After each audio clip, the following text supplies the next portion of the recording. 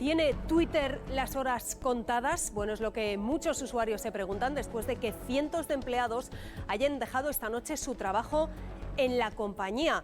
Elon Musk les dio un ultimátum: o trabajaban más horas o se iban, y muchos han hecho eso, se han ido. Eso ha obligado a cerrar la sede de la compañía hasta el lunes, donde anoche vimos proyectados estos insultos contra el nuevo dueño. Le llaman desde parásito a niñato. ¿Desaparecerá Twitter? No lo sé, pero les confieso que he fantaseado en estas horas con que pudiera ocurrir y he tenido la sensación de que sería mucho más feliz si Twitter pasara mejor vida. ¿Por qué sigo entonces en Twitter?, se preguntarán. Pues porque es una red social muy importante que me permite difundir los artículos que escribo, mis intervenciones en medios, los programas de la base y también seguir los temas de actualidad que se supone que generan más debate. Sin embargo, ser consciente de que mi trabajo no aconseja desentenderme de esta red social no me hace dejar de ver algo que me parece evidente. Twitter se ha convertido en buena medida en un espacio tóxico, donde los insultos y la violencia simbólica se han normalizado y donde las mentiras y las noticias fake, como demuestra cada día Julián Macías, operan con total impunidad y eficacia.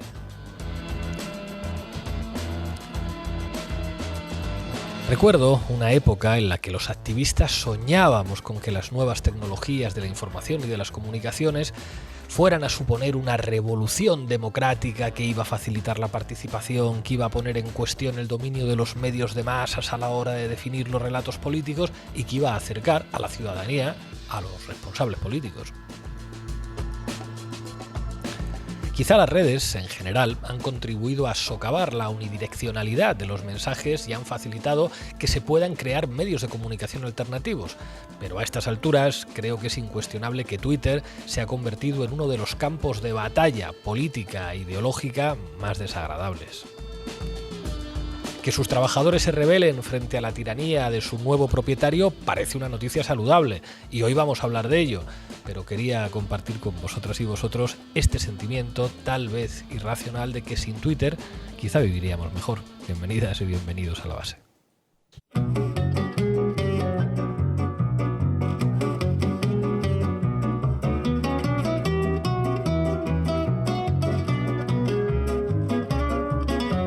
La Base, de lunes a jueves en Público. Suena bien esa base que nos habéis puesto, y como estamos amigos, hoy vamos a hablar de Twitter, de Elon Musk, y para ello nuestra matemática, que sabe mucho de análisis de datos, Sara Serrano, nos va a contar pues todo lo que ha venido pasando con Twitter en las últimas semanas. ¿Qué tal, compañera? ¿Qué tal, Pablo? Ahora vamos con ello. Yo tengo que confesar que no tengo Twitter tampoco, creo que en la mesa hay unos cuantos que no tenemos cuenta que de todavía Twitter. No tenéis Twitter y Resistencia. Que a la pobre rusa y a mí nos toque aguantar toda la presión de las redes sociales. Poco solidarios hoy. Manu Levín hoy nos va a dar una perspectiva muy interesante de la relación entre Twitter y el periodismo y los periodistas con Twitter. Esperad a la sección porque va a estar interesante. ¿Qué tal, compañero? ¿Qué tal, Pablo? ¿Cómo estás? Yo tengo para mirar lo que pasa por ahí, para poder cotillear, leer, para poder informar, claro, para ser voyeur. Soy un puro voyeur en Twitter. Ya eso me absorbe demasiado tiempo de mi vida, o sea que ya si me pusiera a tuitear creo que no sé si estoy preparado para eso, pero bueno, todo se andará.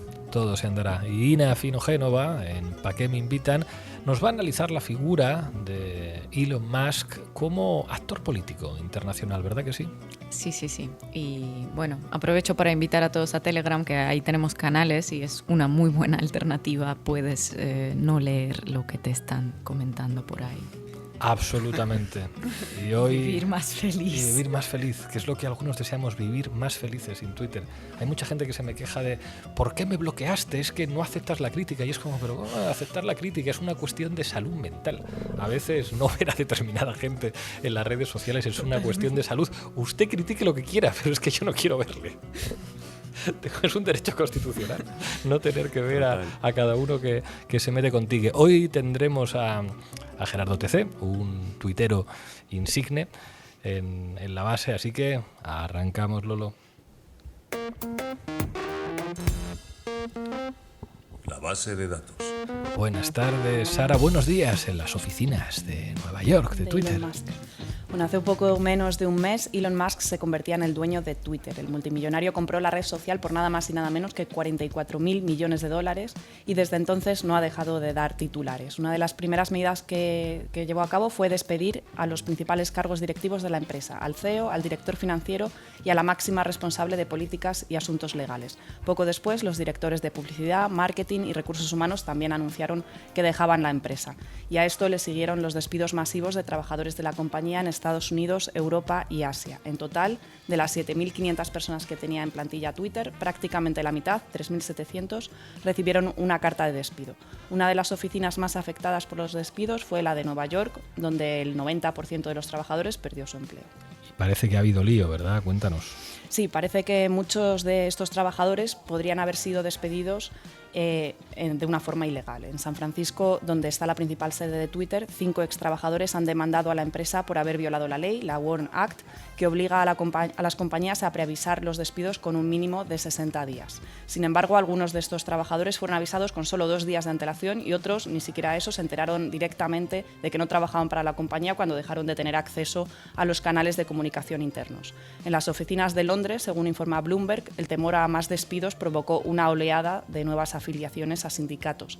En el sindicato Prospect Union, uno de los sindicatos especializados en el sector tecnológico, han asegurado que numerosos empleados de la firma se han unido a sus filas. Bueno, al final algunos están chocando contra la realidad y con la idea esta de que ya no necesitas afiliarte a un sindicato porque el precariado es un estado líquido y transitorio que nada tiene que ver con pertenecer a la clase trabajadora. Lo que pasa en todo caso es que lo que llamamos clase trabajadora ha evolucionado y ha mutado en los últimos años, bueno, con el tránsito del capitalismo industrial al capitalismo financiero, ¿no?, que es en el que estamos hoy. Sí, a día de hoy la industria solo da trabajo a 2,7 millones de personas en nuestro país, frente a los casi 6 millones de personas que desempeñan trabajos intelectuales o trabajos de oficina. Vamos, que la oficina ha sustituido a la fábrica, ¿no?, de alguna manera, y la camisa y la corbata han sustituido a los vaqueros y al mono azul, pero eso no significa que los trabajadores hayan desaparecido como clase social, ¿no?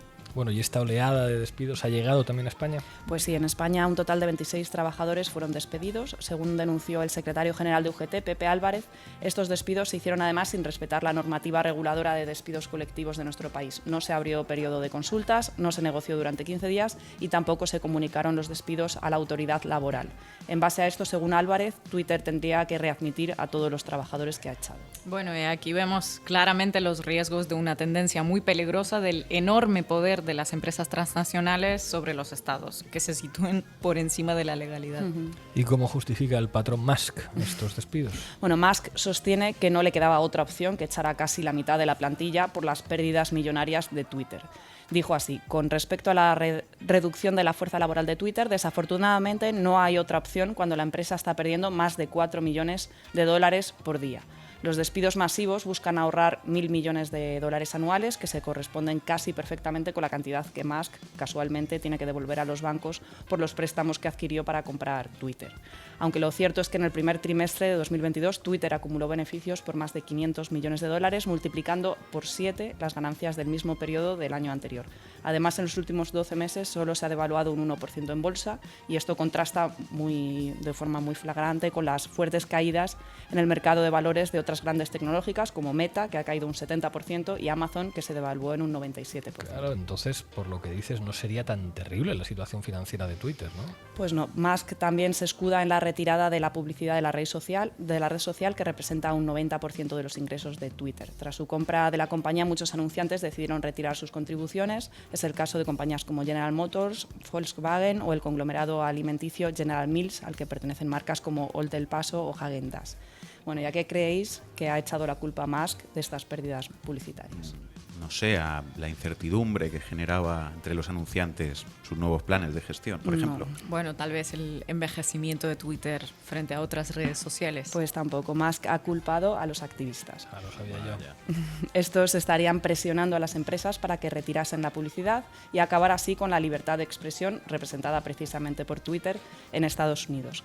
Musk se ha autoproclamado como un absolutista de la libertad de expresión y lo cierto es que desde su compra de la compañía los mensajes racistas, antisemitas y machistas se han disparado, incrementando aún más, si cabe, la toxicidad de la red.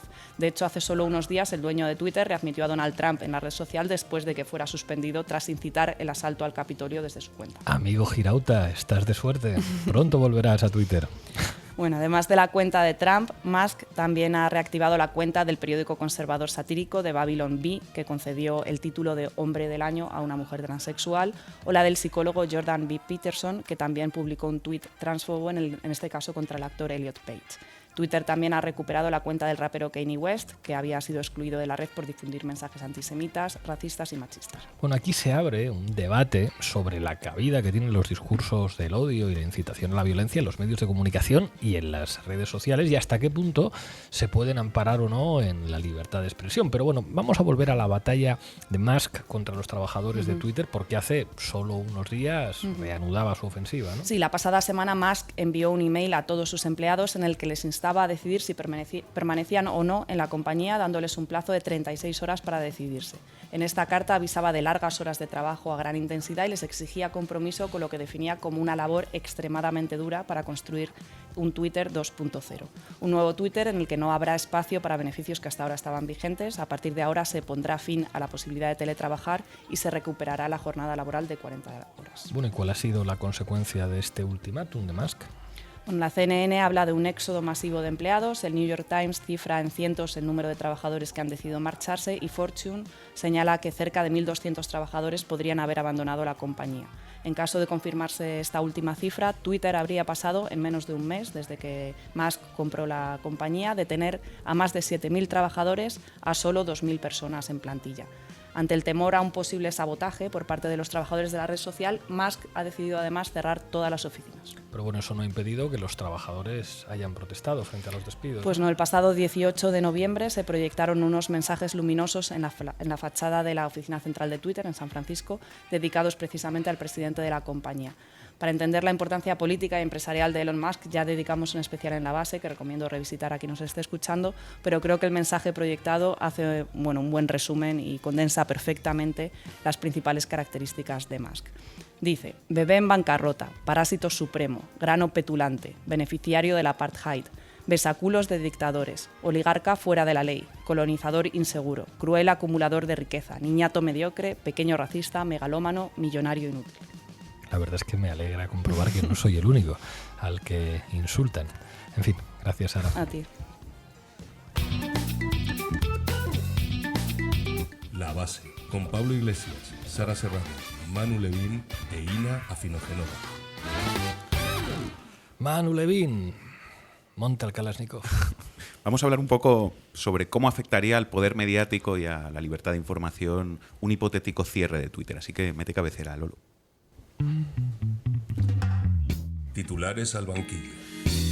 Bueno, hoy, si os parece, me vais a permitir que haga una excepción en la dinámica habitual de esta sección y que en lugar de analizar titulares y cortes de televisión y de radio, sin que sirva de precedente, bueno, reflexionemos un poco sobre las consecuencias que podría tener en el periodismo, en el poder de los grandes medios de comunicación y en el derecho a la información de la ciudadanía, el hecho de que Twitter pueda cerrar definitivamente. Adelante con la reflexión.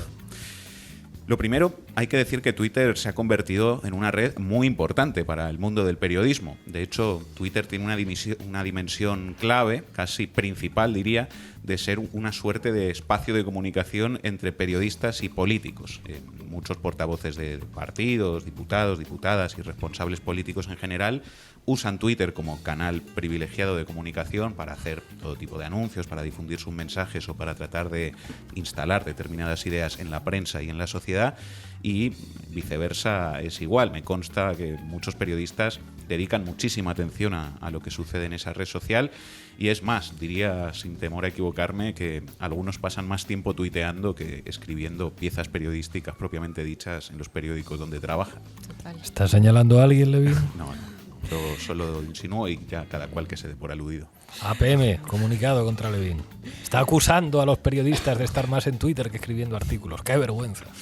No tenemos pruebas, pero tampoco dudas. Total, tenemos pruebas. De que ellos pasen más tiempo tuiteando que escribiendo y que Levín esté señalando también. De hecho, a veces para entender bien por qué un determinado periodista dice ciertas cosas en sus piezas y por qué las dice como las dice, es bastante útil echar un vistazo a su Twitter, a su timeline de Twitter y a las cosas que retuitea y a las que da me gusta, porque eso aporta información muy útil respecto a de qué pie cojea ese periodista, cuáles son sus ideas y qué es lo que piensa y, por tanto, cuál es la línea ideológica que imprime en su propio trabajo periodístico, porque a pesar de que haya algunos a los que les encanta decir con cierta soberbia que ellos solo se limitan a contar lo que pasa, a describir la realidad tal y como es, frente a los relatos que son de los demás, bueno, ya sabemos que eso no existe, es un unicornio suavecito como el que sacamos aquí a veces, porque detrás de cualquier crónica siempre hay una línea editorial muy determinada. Desconfíen de un periodista que rechace que se le atribuya una intención y que diga que él simplemente cuenta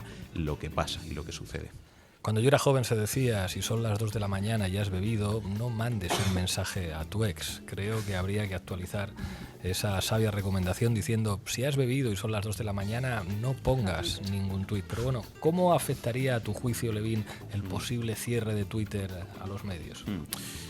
Pues a ver, yo por un lado comparto, en términos humanos, en términos emocionales, diría, lo que planteabas al principio en tu editorial sobre la toxicidad que hay en Twitter, ¿no? Y cómo eso pues, nos afecta a todos y a todas. Y estoy de acuerdo también en que no hay que hacer un fetiche de las redes sociales en general, ni de Twitter en particular, porque es cierto que el avance tecnológico per se no significa necesariamente que vivamos en un mundo mejor y en un mundo más democrático, ¿no? La clave no es la máquina, sino el uso que se hace de la máquina. Y en Twitter, efectivamente, hay cuentas falsas, hay fake news, hay discursos de odio, hay un buen escaparate para difundir ideas de ultraderecha, todo eso es cierto, y además esas redes tampoco es que sean del pueblo, son propiedad de grandes compañías privadas y de multimillonarios que son dueños de esas plataformas y que pueden hacer con ellas lo que quieran, eliminar cuentas, favorecer a otras o incluso acabar con esas herramientas, liquidarlas. Lo que está pasando en los últimos días con Twitter muestra precisamente eso, así que es verdad que no hay que fetichizar. Pero lo que yo tampoco comparto es un discurso de estigmatización de las redes sociales y de Twitter, sobre todo cuando ese discurso se enuncia desde el periodismo y desde un corporativismo de la profesión. Sí, bueno, este es el discurso de que Twitter y las redes degradan y dañan la información y el periodismo, que este sería el que tienen los medios, el periodismo de verdad de los medios de comunicación. Efectivamente, hay un discurso que se hace desde el poder mediático tradicional que viene a plantear esto, ¿no? Que los medios convencionales bien y Twitter mal, que en la prensa seria y en las televisiones está la verdad y está la información veraz, ¿no? Y confiable, y en las redes está la mentira, la toxicidad y las fake news. Bueno, un discurso que presenta a las televisiones y a los periódicos como los guardianes de la verdad y de las esencias de la información fiable frente a la degradación de todo eso que representarían las redes sociales y, bueno, que en relación a todo esto que está pasando con Musk y Twitter, vienen a decir que sin Twitter vivirían mejor y que si cierra Twitter sería una mala noticia para las fake news y para la toxicidad y una buena noticia para la información veraz. Y yo la verdad es que no comparto ese planteamiento en absoluto. Yo creo que es más bien al contrario, por muchos defectos que puedan tener y que tienen las redes sociales. Creo que si cierra Twitter será una mala noticia para la libertad de expresión de la ciudadanía y una buena noticia para los grandes poderes mediáticos, y también será una buena noticia para las fake news, porque, digámoslo claramente, desde los grandes medios de comunicación convencionales, los de toda la vida, se miente tanto o más que en Twitter, y además, a mi modo de ver, se miente de una forma mucho más grave, porque los medios convencionales como que conservan un cierto sello de oficialidad del discurso dominante frente al carácter subalterno del discurso en las redes sociales. Vamos, para que yo lo entienda, que es mucho más grave que te esté mintiendo el telediario de máxima audiencia, como ocurre, de hecho, en España, a que te mienta un tuitero cualquiera. Exactamente, las mentiras en los grandes medios hacen mucho más daño a la democracia que lo que pueda decir cualquier tuitero random desde su cuarto, y muchas veces son las mentiras que se fabrican en las grandes redacciones las que acaban permeando hacia las redes y no al revés. En España, por ejemplo, los grandes bulos que han sido determinantes en la historia de este país los han difundido los grandes poderes mediáticos y no las redes. ¿O desde dónde se le dijo a todo este país a pocas semanas de unas elecciones generales, mostrando documentos falsos a cámara fabricados por una cloaca policial, que Nicolás Maduro había pagado $270.000 a Pablo Iglesias en una cuenta creada en un paraíso fiscal en Granadinas a nombre de su señora madre? el famoso es muy burdo pero vamos con ello. ¿Eso pasó en Twitter? No, eso se difundió desde la prensa y desde la televisión. Lo sacó Ferreras en su tertulia y lo sacaron todos los grandes medios de comunicación mostrando esos documentos a cámara. Por lo tanto, bueno, eso no surgió en las redes sociales ni tampoco se desmintió en un primer momento en los grandes medios. Ni siquiera, ojo, en las llamadas agencias de verificación. Neutral, por ejemplo, la agencia de verificación que montó Ana Pastor, jamás ha hecho una sola verificación a una noticia de OK Diario ni de Eduardo Inda. ¿Por qué será? ¿Cómo? O sea que Neutral, la agencia de verificación de Ana Pastor, jamás ha hecho la verificación de una noticia falsa de Eduardo Inda. Jamás. Esto es un hecho. Además me lo ha confirmado otra vez Julián Macías, que le he preguntado hace un rato, que lo ha estado investigando y efectivamente no hay ninguna pieza de Neutral desmintiendo a OK Diario. Y por el contrario, muchas veces son las redes sociales el espacio desde el que se consiguen desmentir muchas patrañas que se vierten desde las grandes tribunas del poder mediático. Y si no, que se lo pregunten precisamente a Julián Macías. Bueno, y hay muchos ejemplos de esto, sin ir más lejos, todo lo que ha sucedido estos días respecto al Ministerio de Igualdad y a la ley Solo sí es sí. Así es, lo que ha pasado estos días, que todavía no ha acabado, por cierto, es otra buena prueba de esto. Efectivamente, toda la campaña de violencia mediática basada en mentiras contra la ley de libertad sexual es una campaña que se lanza desde las grandes cabeceras de la derecha y la progresía mediática en connivencia, una vez más, con una cloaca judicial, no desde las redes. De nuevo, es más bien al contrario. Mientras prácticamente todos los medios participaban en esa campaña y atacaban a Irene Montero y a la legislación feminista, las redes sociales han sido prácticamente el único espacio en el que se ha podido enterar uno de las mentiras que se estaban diciendo en los medios convencionales y desde el que se han ido aportando argumentos que desmontaban toda la campaña machista contra la ley. Lo que dice Levin es importante. Al fin y al cabo, las redes sociales pueden tener muchos defectos y muchos vicios, pero muchas veces son el único contrapoder a lo que representa el gran poder mediático de la televisión, de la radio y de la prensa convencional. Y a pesar de los pesares, y aunque las tripas a veces nos digan otra cosa, sería seguramente una mala noticia que Twitter dejara de existir. Así lo pienso, sin idealizar y sin hacer ningún fetiche, pero sí. Y cuando escucho ese discurso hecho desde el corporativismo periodístico que se arroga la representación de la fiabilidad frente a la comunicación en redes, pues me convenzo un poquito más. Si en realidad eres un auténtico liberal, Levin. Sí, no sé qué utilidad, tiene quienes pretenden usar ese término en un sentido diferente del que todo el mundo le atribuye, pero puede ser. Efectivamente, yo creo que sin Twitter y otras redes sociales también no habría menos fake news que las que hay. Al contrario, habría más impunidad para las fake news de los grandes medios de comunicación. Por lo tanto, así es como lo veo. A mí me parece que lo que está pasando con Twitter, por ir cerrando esta reflexión, demuestra varias cosas. En primer lugar, como decía Sara, que al final son los trabajadores y las trabajadoras los que lo hacen funcionar todo y no los millonarios, y por eso la plantilla de Twitter puede echarle al tipo más rico de la historia, como es Elon Musk, el pulso que le está echando. En segundo lugar, creo que demuestra que sería deseable otro modelo de propiedad de los medios, pero también de las redes sociales, que al final también son propiedad de grandes compañías y de tipos como Musk, y se está viendo, ¿no?, que una infraestructura crítica como es Twitter quizá no debería estar bajo control de un único gran empresario y depender de las decisiones y de los caprichos de un multimillonario. Y sobre todo, pues lo que decía, ¿no?, que esto que dicen algunos honorables periodistas estos días, como Antonio Caño, por ejemplo, es director del País, de que las redes han hecho mucho daño al periodismo y que Twitter muy mal y que la verdad está en los medios como en los que él escribe, mientras la mentira está en las redes, pues hombre, no lo sé, Rick.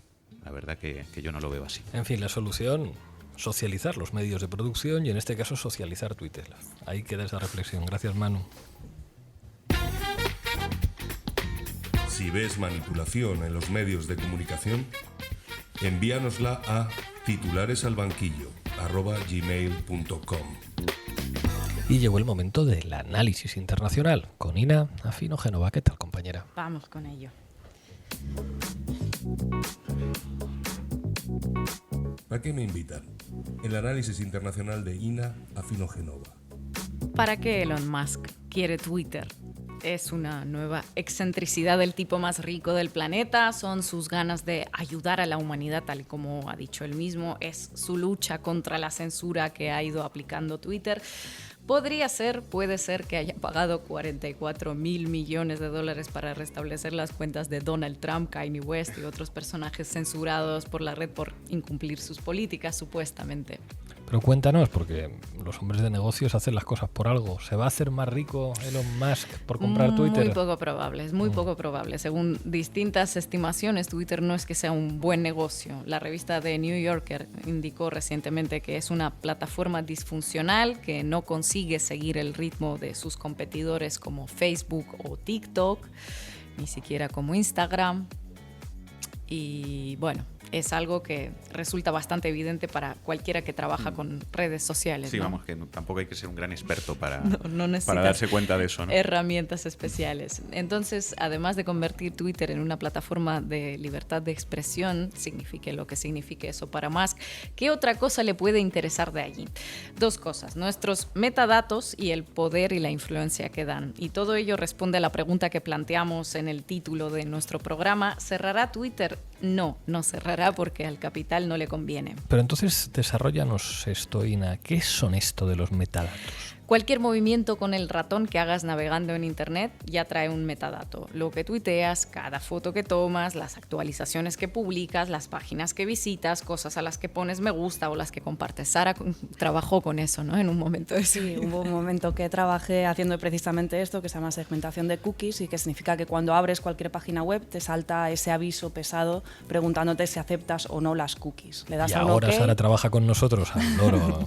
Cuidado. Bueno, le das un OK y con el OK a lo que estás dando en realidad es tu permiso a la página para que rastree tu comportamiento y se quede con tus Totalmente. metadatos. Cada empresa como Meta de Mark Zuckerberg, propietaria de Facebook, Instagram, como Google o como Twitter, tiene el poder de recopilar los datos de sus usuarios o de cualquier individuo que la visita a través de sus algoritmos. Dónde vives, qué haces, qué compras, qué te puede gustar o disgustar. Toda esa información vale muchísimo dinero porque al fin y al cabo es la información que ayuda al algoritmo a entenderte mejor y a sugerirte lo que, según el algoritmo, podrías comprar. Y hablamos no solo de publicidad de productos y servicios. Claro, esto te vale para venderte un refresco, para venderte unas zapatillas, pero también para convencer a los británicos que hay que abandonar la Unión Europea o para apoyar a un determinado candidato presidencial. Sí, si les parece exagerado, de lo que está hablando Pablo es precisamente el escándalo de Cambridge Analytica, que se dedicaba, una empresa que se dedicaba precisamente a recopilar información de millones de usuarios de Facebook sin su consentimiento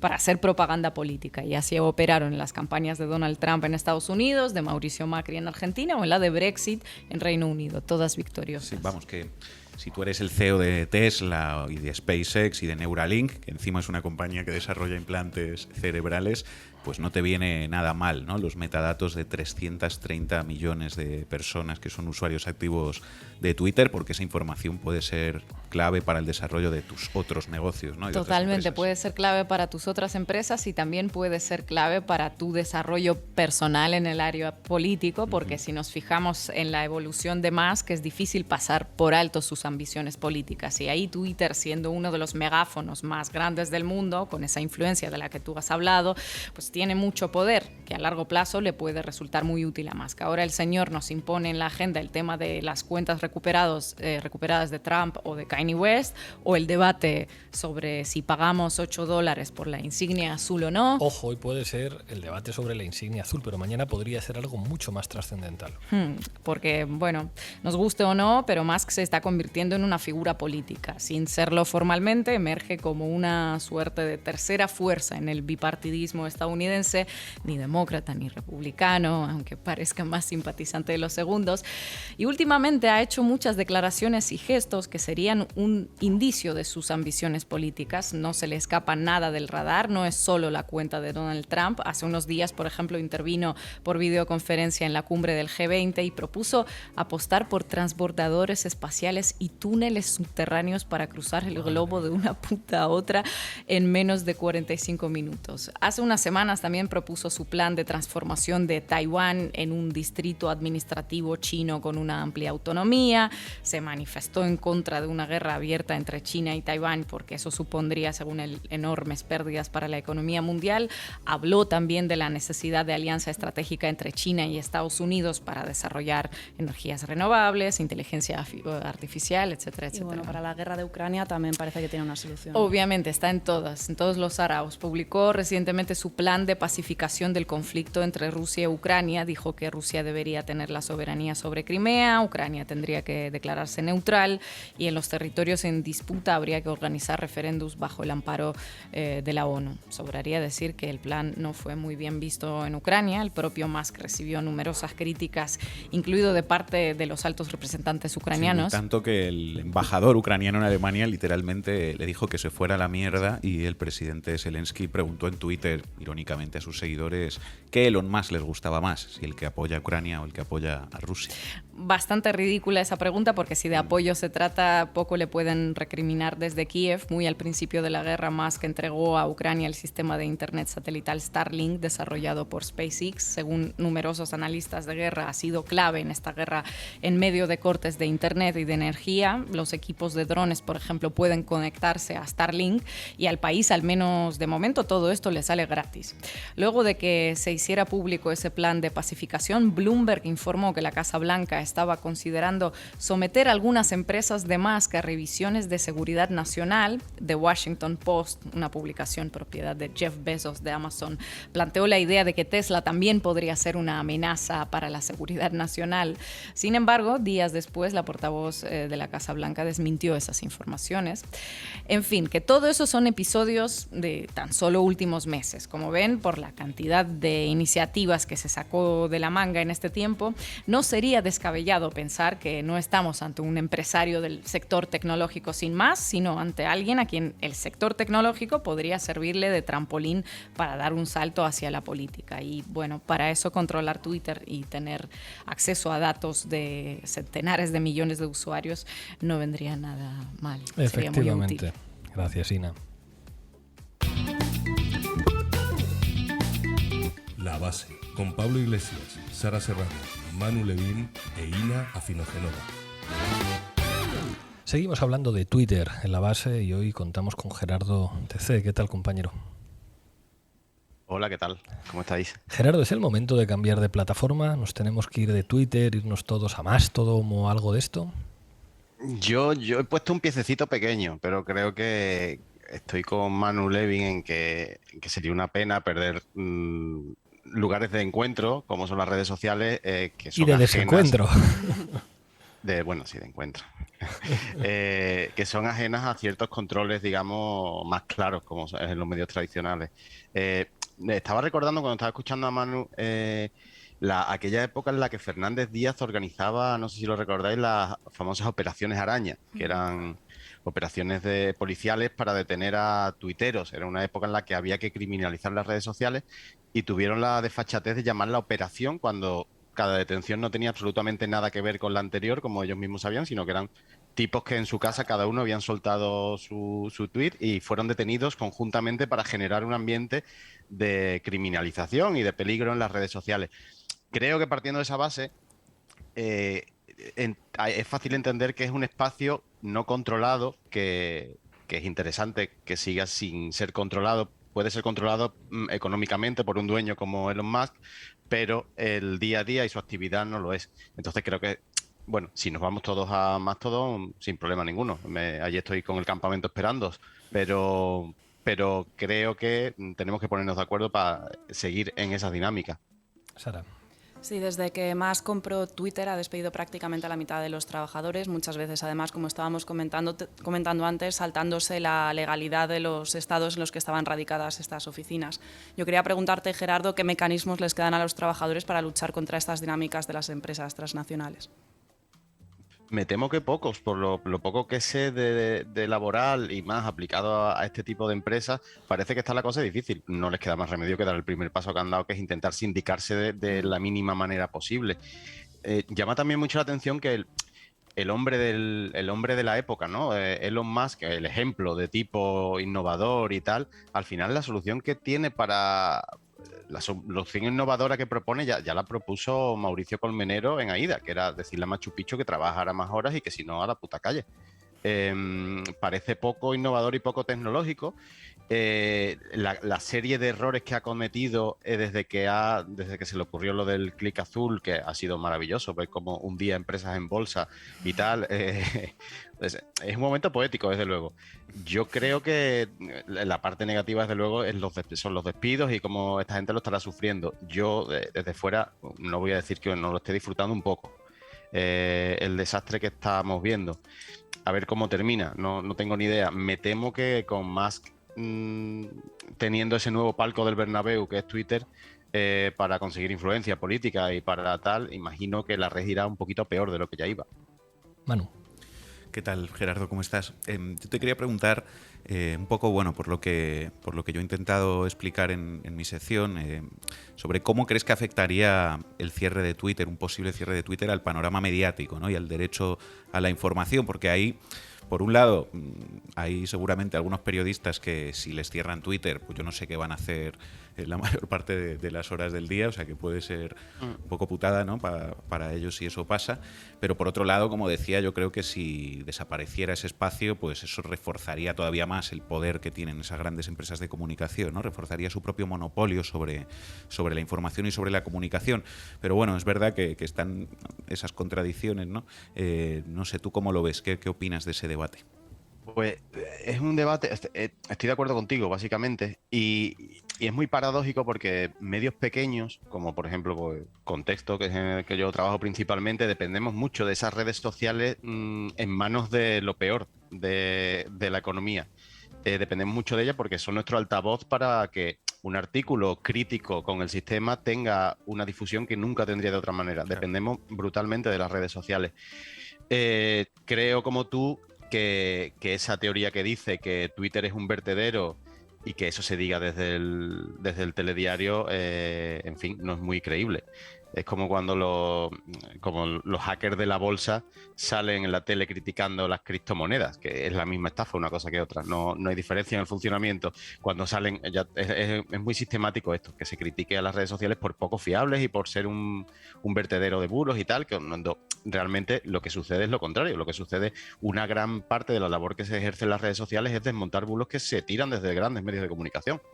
Creo que perder eso sería un problema. Creo que se encontrarían otras maneras, pero claro, tendríamos que reiniciar el campamento de cero. La concentración de gente interesada en la política y en el periodismo que hay en las redes sociales ahora mismo tendría que ponerse de acuerdo para irse a otro sitio, para seguir teniendo las mismas dinámicas, pero sí que creo que sería desde luego un problema que se cerrara. Claro. Ina.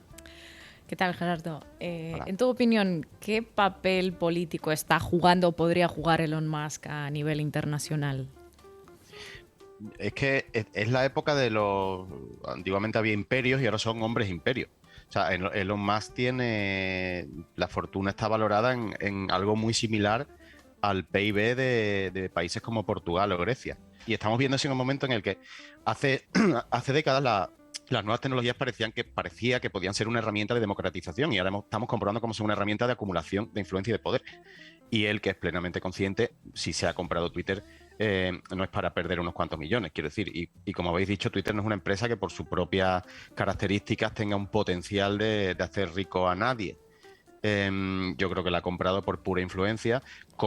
Ser el presidente, como decía, ser el que preside el nuevo palco del Bernabéu tecnológico, da muchas posibilidades, como por ejemplo poder perdonarle a Donald Trump algo que hizo que no tenía que ver a propósito con la libertad de expresión. Es decir, que es que básicamente los abogados del Twitter antiguo les dijeron a los dueños, es que se está cometiendo un delito en nuestra plataforma, que es que está el tipo animando a un golpe de Estado que puede afectarnos. Entonces por eso fue por lo que les cerraron la cuenta.